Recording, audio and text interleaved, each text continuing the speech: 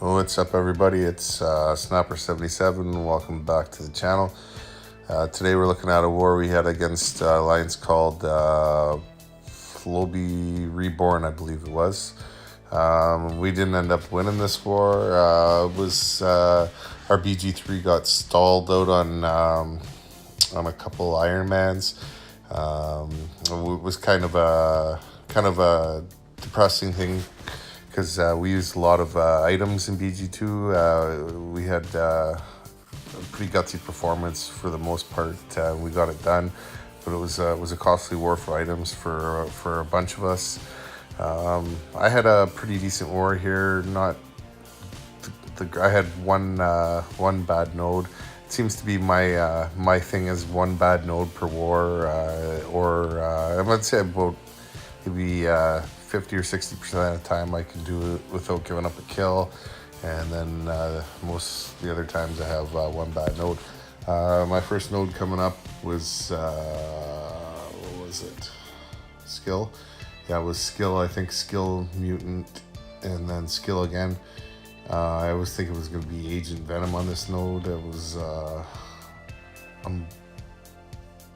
Strike Back. It was the Strike Back is a very good placement for Agent Venom, because when he shoots that gun off and you have no choice but to block it, it pushes his power back up right away. So you can take some chip damage fast if you got to be blocking L1s every other combo. It ended up being Winter Soldier, and actually make it a scrub.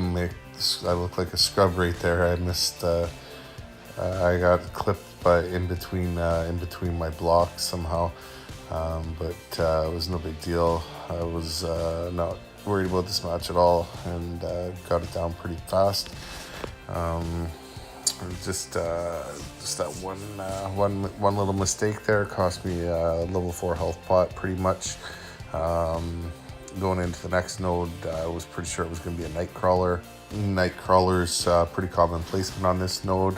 It's unblockable at 1, so you can sometimes get Cyclops too, but it didn't end up actually being either of those two. It ended up being Magneto, which is it's a pretty...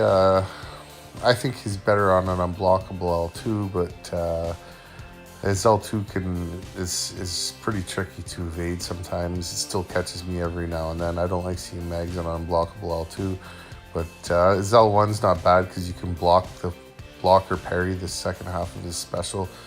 His first is just a melee action there, and then this you can actually block. So another thing that can be annoying about him too is because he has that refractor, it can cause you some problems too, as well as he has that magnetism there. I was magnetized there, so it makes parry a little bit difficult. So yeah, Mags is a pretty okay defender sometimes, but for the most part he's fairly easy. Now coming into the all or nothing node, I think I topped up Sparky's health here, I think. And then I was pretty sure it was going to be a Thor Rags or a Kingpin. Those are the two commonly placed skill champs on this node. I topped up his health there. It's something I always do in war. I like to go into most matches full health if I can. I kind of use my judgment if I'm going to top up or not. Sometimes I won't. If I don't need him for upcoming fights and he's got pretty decent health and I feel confident going into a fight, sometimes I won't top him up. But all or nothing is a node that I really like to top up on, because if you eat in all three, and that top up could be the difference of you living or dying. So yeah, I usually always top up for this node. Plan here was just build up my poise charges like always, and get my combos in, and yeah, that's pretty much it. With I missed my heavy there. The stun wore off way too fast, but luckily I didn't get clipped. And I was gonna forget. Yeah, I wanted to use my power drain here before I went in for the kill. because he was so close to getting that 20, and I didn't want him to get the power gain and go to L3, so I wanted to drop the heavy off there for the 19th hit, and then I didn't have to worry about the power gain so much. So that was that node, and I was heading into next node there, the node where you get stunned and you're pretty much dead. This node, I scouted it out pre-hand, and I knew it was a 455 Medusa, and for whatever reason, I don't know why, I should have brought in Stark-Hand Spider-Man for this node. I brought in Ghost Rider, and it didn't go very well. I struggle against Medusa for whatever reason. I don't know, maybe I just get too nervous fighting her. My plan was I was going to try and use my L1 and L3 and alternate L1 and L3s to keep use the Fate Seal and to Fate Seal her Furies, and then that would feed MD to get to L3 fast, and then once L3 triggers Damnation, then you can build up to your L1 again, and then when Damnation wears off, you drop your L1. So it's a nice little cycle, and you can throw in a heavy for some regen. But my plan did not go very well at all. I did not fight good at all on this fight.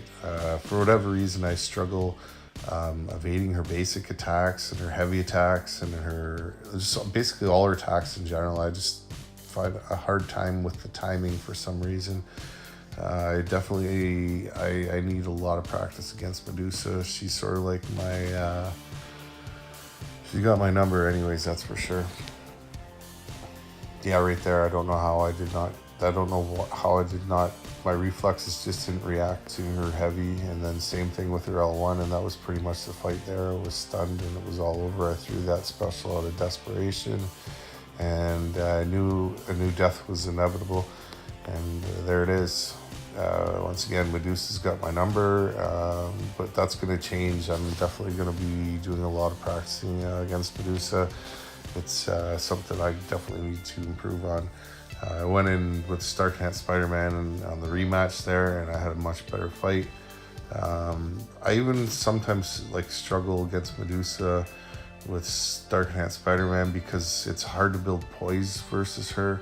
And that's mainly why I struggle on node 24 with her, because if you can't build poise on node 24, Stark-Hand Spider-Man has a real hard time to overcome the regeneration. So you really need that 10 poise. There I used her L1 there I purposely did that to get rid of her Furies. And then, so now I'm able to continue fighting her like normal. That's one good thing about Stark-Hand Spider-Man is you can use his L1 to get rid of those Furies, because he separates himself so far. I see there again, I can't even evade her basic attack, but his L1 gives so much separation between him and her that once she auto parries your L1, then she comes charging right in, and you can just parry her right on the spot, and then all her Furies are gone, and you can attack right away. So that was that node. I had one more node left in this fight. I was on night shift there, so I didn't get to see the end of the war. This was my last fight. I just brought in Stark-Hand Spider-Man. I didn't even use. I don't think I topped him up because I wasn't too concerned. I was pretty sure it was going to be like an Agent Venom. Oh no, I was thinking of Punisher or something like that, because I've already seen Agent Venom, and this is Agent Venom, Punisher. Both good for these type of nodes there, just from the chip damage. And I did top up his health there. I probably didn't need to, but I did anyways. Probably just because I was feeling a little insecure about my fighting from that Medusa match there, so I probably topped his health up just for that reason, just to make sure. Yeah, it was Punisher, and it's a pretty easy match for Stark-Hand Spider-Man. That's a lot of these matches, they can give certain champs problems. You have to block everything all the time. Like his L1, you can evade it, but it's very hard to do, and if you miss the evade, you're screwed. And you see right there, Stark-Hand Spider-Man just totally totally just makes that like nothing. Like it's like, look at that, just so easy to evade. And so if he evades it, he's not going to gain power from it. And that's one of the reasons why that I believe Starknet Spider-Man is the best champ in the game, just because of his auto evade, his damage output. He's got power drain, taunt. It's just the list. He's a little bit kind of a glass cannon, but it's also very hard to get hit with him at the same time. And that was my war. I didn't end up fighting this node. It was still linked. And yeah, Takuma took that node down and then took down the MODOK mini boss. I also wanted to add this in there. My buddy Flash had to face an Iron Man on 38 there. We did a little homework for him and got him all prepared for it in the previous war. And this is his fight against Iron Man on 38. He did a phenomenal job on this fight. He nailed the technique to a T, so I thought I'd share it with you guys. What you want to do against Iron Man on 38 is you want to use your heavy and your L3 only to attack. Any other attacks will probably get you auto parried.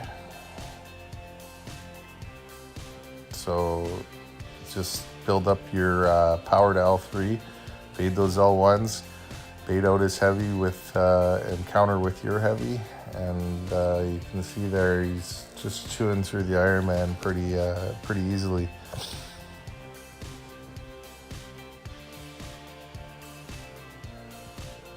This node, I feel a lot of people are onto this node now. I think you're going to start to see Iron Mans on a lot of different kinds of nodes, because just for videos like these that are on all over YouTube, and the technique is once you get practice quite a bit, it gets not too bad to do. On this one, Flash uses one evade back and then throws the heavy. You can see just one evade back and then throw the heavy. And that seems to be the best way to do it. I had a video there where I was using 2 and 3 swipe backs.